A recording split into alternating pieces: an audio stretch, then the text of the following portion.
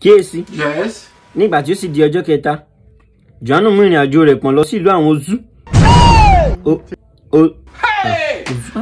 Yorùbá inú Báíbù ni ó dọ̀bù.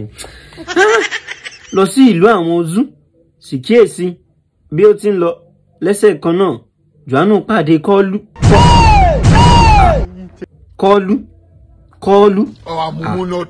Bí ó sì ti rí Kọ́lú náà, sì wò ó, ó gé ọṣẹ bìzàbìzà fún Jòhánù.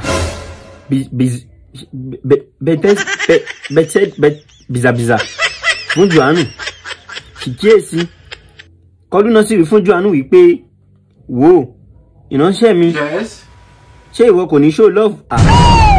Ṣé ìwọ kò ní show love ni? Lẹ́sẹ̀ kan náà, Jòhánù sì mú 100 mẹ́fà.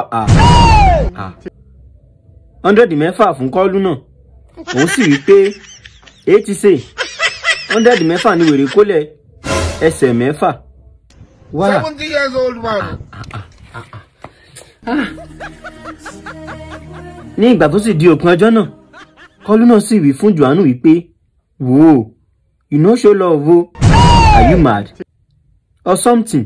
100 mẹ́fà ni wèrè kólẹ̀ ẹsẹ̀ mẹ́fà wá, are you mad or something?